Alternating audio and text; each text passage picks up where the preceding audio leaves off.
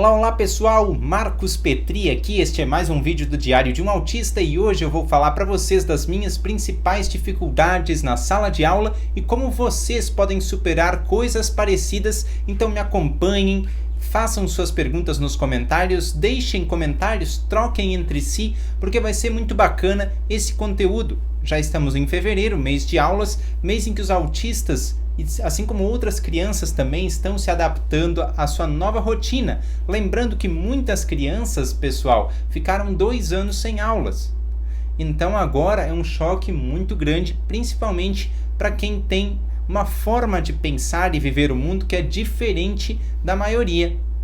Então eu vou analisar aqui com vocês principalmente que apoios eu tive quando estava na escola e como funcionou esse binômio, essa junção da minha família com a minha escola, como era esse relacionamento. Começando já daí, minha mãe e meu pai fizeram com que muitas coisas começassem a mudar dentro da escola.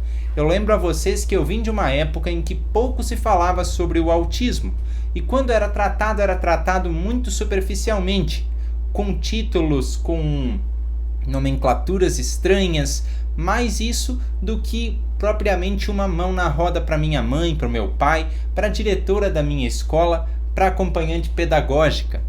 Então era muito de tentativa e erro. Os primeiros episódios na sala de aula foram assim, de tentativa e erro. E também em casa, corrigindo as tarefas, principalmente de matemática e de língua portuguesa, que era onde eu encontrava alguma dificuldade.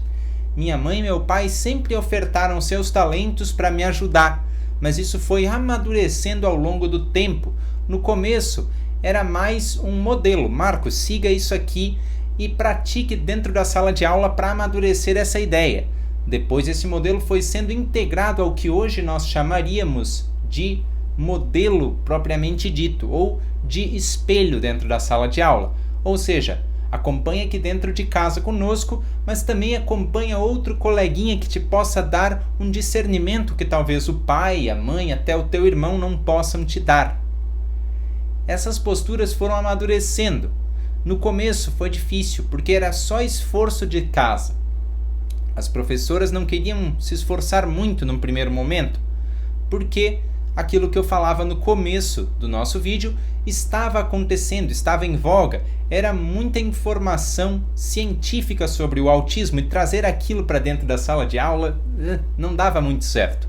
Mas nós fomos caminhando, eu também comecei a me inteirar das lutas dos meus pais e pouco a pouco pensei, poxa, vou pegar um pouco disso para mim e vou apresentar na medida do possível para os meus professores. E eles começaram a entender. Pouco a pouco, a sala de aula foi ficando um lugar mais amigável para mim.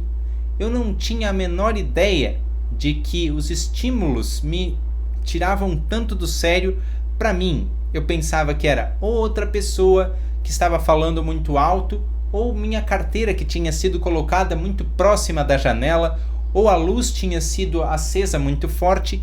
Foi só depois de alguns anos que eu percebi que aquilo era como eu funcionava, e depois de mais alguns anos já, do meio para o final da minha educação, eu comecei a levar essas demandas para a professora e somar aquilo que meu pai e minha mãe já vinham vendo faz tempo.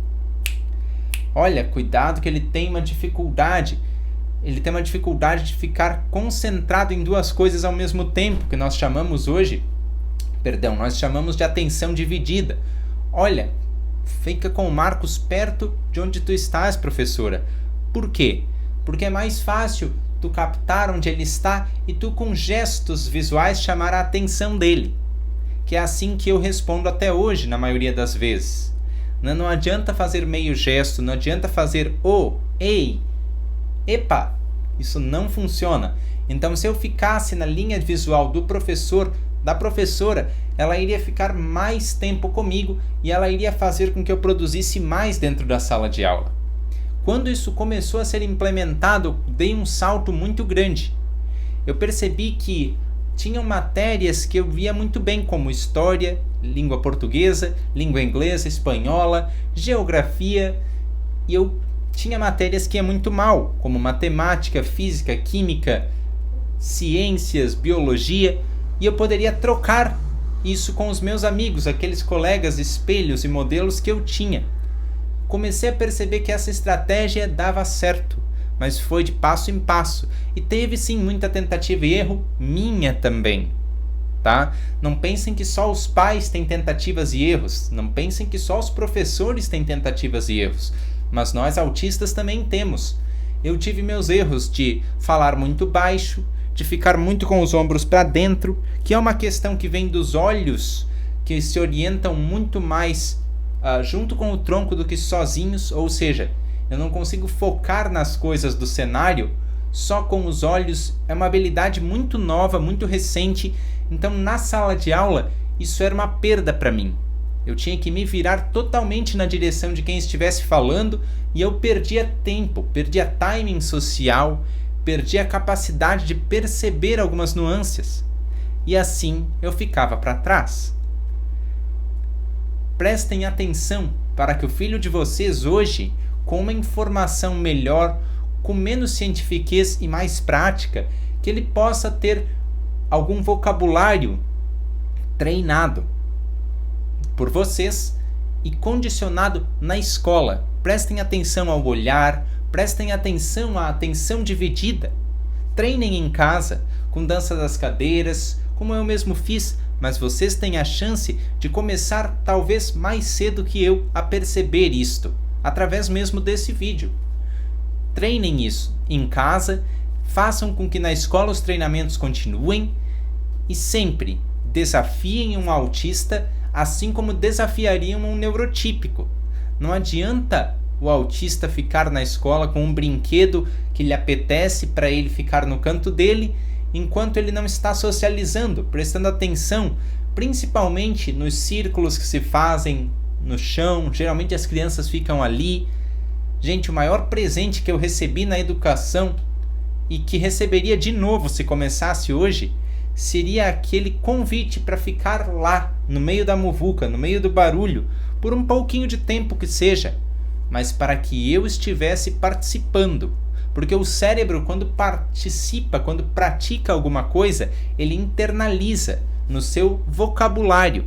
Então, se vocês não fizerem com que o filho de vocês, se vocês não avisarem a direção da escola de vocês para que inclua de verdade, fazendo com que o autista participe do jeito dele, mas participe, conte um livro, desenhe um desenho, recorte, faça uma parte da explicação.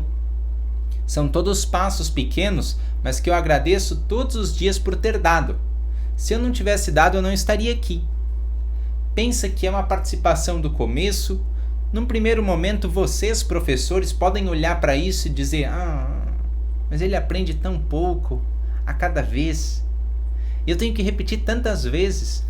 Mas assim, vocês fazem com que o autista participe. E estejam em linha sempre com a família também, porque de nada adianta eu passar aqui algumas dicas que deram certo comigo, se entre família e escola não há comunicação. Gente, se não houvesse comunicação entre minha família e minha escola, ainda que em alguns momentos ela fosse mais constante, alguns outros não tanto, mas se não houvesse de maneira nenhuma, eu não estaria aqui. E a escola, digo mais para vocês, teria me traumatizado. Quantos autistas que regridem no espectro e na verdade isso aconteceu porque na escola a experiência não foi satisfatória? Se a gente pensar nisso, será que muitas pessoas vêm à nossa cabeça ou poucas pessoas? É uma reflexão que eu faço para nós aqui nos comentários, porque muitas vezes a falta de preparar um autista para sempre estar participando, para sempre estar filtrando as suas habilidades na escola, faz com que ele vá para a escola com toda a felicidade, mas ao chegar lá, ao ser desafiado da forma errada, perceba que não consegue estar no nível dos amigos. Isso é muito triste. Então percebam as dificuldades, como eu contei para vocês, a minha dificuldade em atenção dividida, também vinha junto a dificuldade em respostas rápidas. Educação física, por exemplo, eu sempre acabava ficando para trás. E a dificuldade maior ainda que eu conservo até hoje, ler as sutilezas. Isso eram minhas dificuldades, mas minha família se apressou em perceber as minhas facilidades, ter a memória bem fotográfica e bem precisa, ter um repertório muito grande de canções para me ajudar, de vocabulários, de línguas. Pra vocês terem uma ideia, com a base do inglês eu aprendi alemão e espanhol. Com a base do espanhol eu aprendi italiano. Ainda estou lutando com algumas coisas no italiano, mas a base está bem formada. Então, se meu pai e minha mãe não tivessem percebido isso, onde eu estaria? A base começa em casa. A escola vai propagar aquilo que em casa ela percebe da criança, aquilo que vocês dão para a escola, aquilo que vocês enviam para a criança que vai estudar. O principal desafio é fazer com que o autista saiba qual é a lógica de se estar na escola. O que eu vou ganhar por estar num mar de gente que eu não conheço, com situações que eu não sei e com desafios muito grandes. Vocês precisam preparar isso aos poucos, ainda mais agora, depois de muito tempo que algumas crianças nem sequer entenderam ainda como funciona a escola. Preparem a escola e andem sempre em sintonia.